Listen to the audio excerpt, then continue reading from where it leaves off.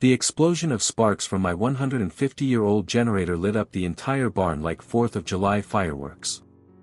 I jolted awake at 2:17 a.m. to the sound of electrical arcing and the acrid smell of burning copper.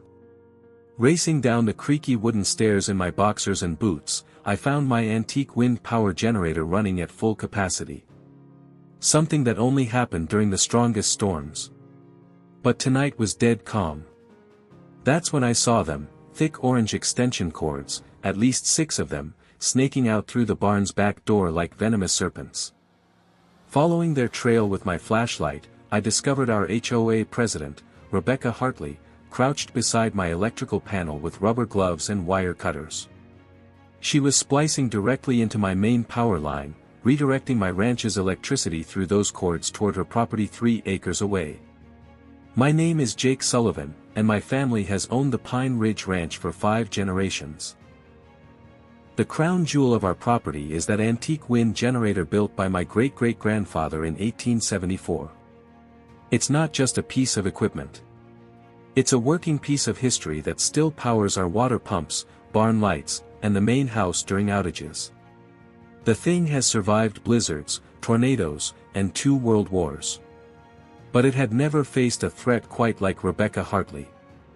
Rebecca moved into our rural community 2 years ago from the city, immediately establishing an HOA where none had existed for the previous century.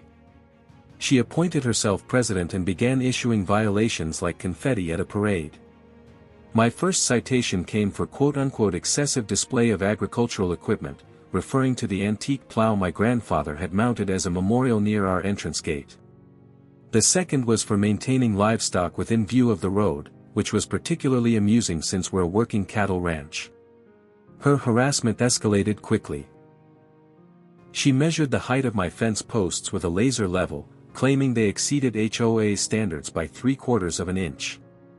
She photographed my horses and filed complaints about unauthorized brown paint on structures, apparently not understanding that weathered wood naturally turns brown. She even tried to fine me for noise pollution when my rooster crowed at dawn, stating it violated quiet hours that she'd arbitrarily set from 10 p.m. to 8 a.m. The vendetta became personal when I refused to sign her petition to ban all structures built before 1950. She wanted to demolish historic barns and outbuildings to make way for modern cookie-cutter developments. When I organized the other ranchers to vote down her proposal, she declared war. She installed security cameras pointed directly at my property, sent daily violation notices for imaginary infractions, and held emergency HOA meetings specifically to discuss the Sullivan Ranch problem. But stealing electricity, this was a new low, even for her. I watched in disbelief as she connected another cord to my panel, muttering to herself about teaching me a lesson. According to my security system, she'd been at this for over an hour, systematically rerouting power for my generator through a complex web of connections. The barn's motion sensors had been disabled, but she didn't know about the new cameras I'd installed in the rafters after her last trespassing incident. I quietly backed away and called 911 from the house. While waiting for the sheriff, I reviewed the security footage on my phone. The evidence was damning. Rebecca had cut through my fence at 1:45 a.m., disabled my main gate alarm, and spent 20 minutes studying my electrical setup before beginning her illegal modifications. She'd even brought a voltage meter to test her connections, showing this wasn't some impulsive act, but a premeditated crime.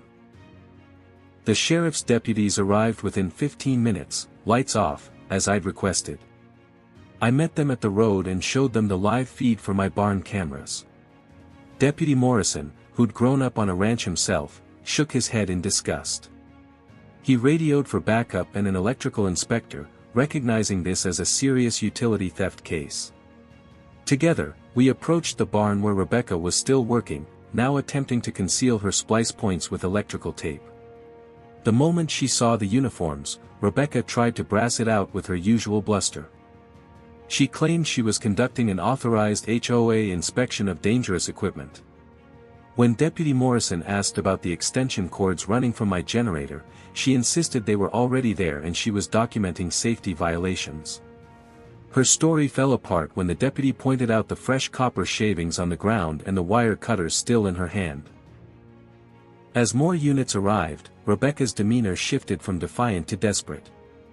She tried to claim I'd given her permission to tap into my power for an HOA emergency.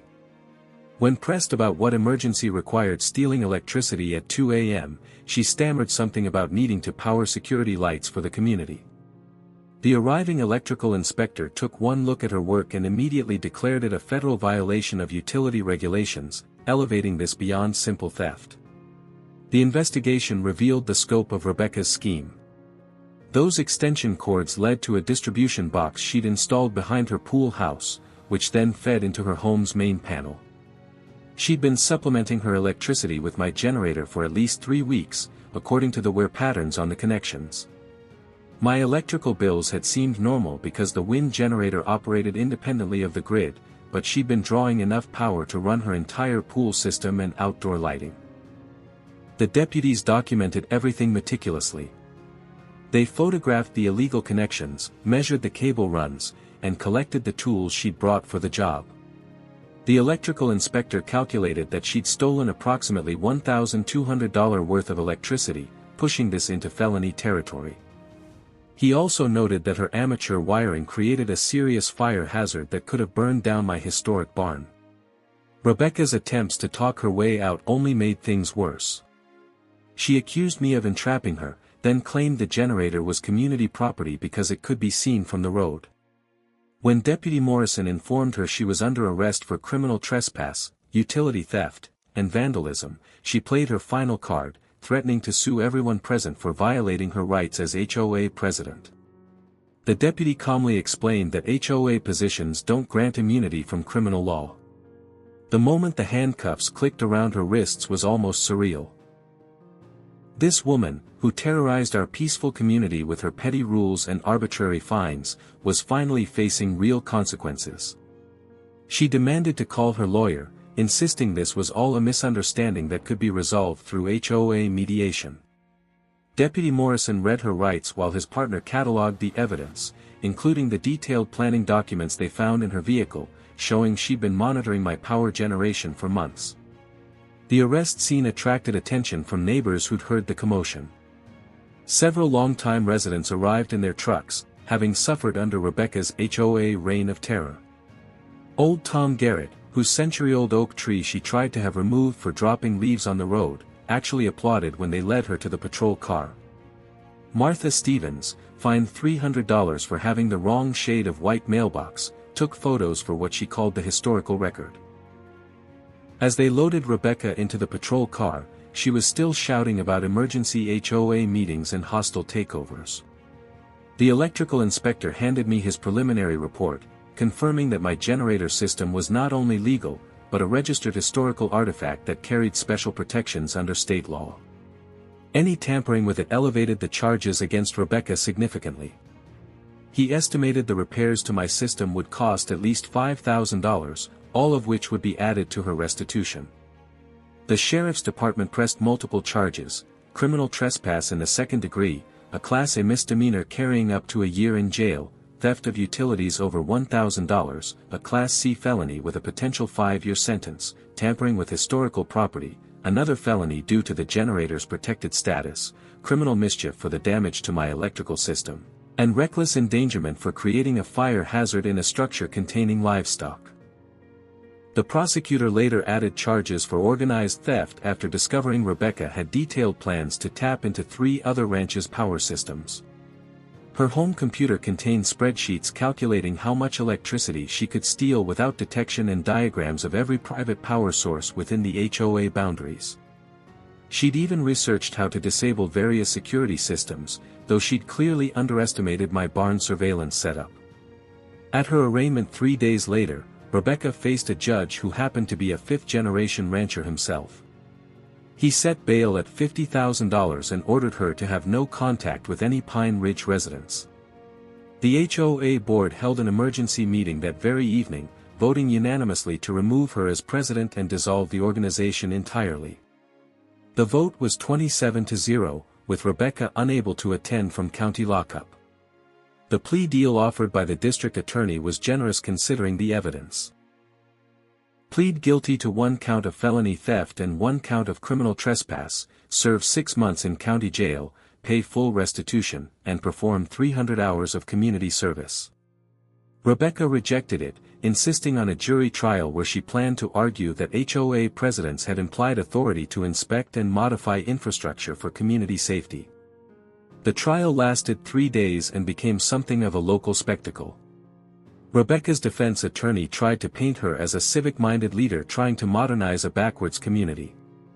The prosecution presented security footage, electrical reports, and testimony from 17 neighbors about her pattern of harassment.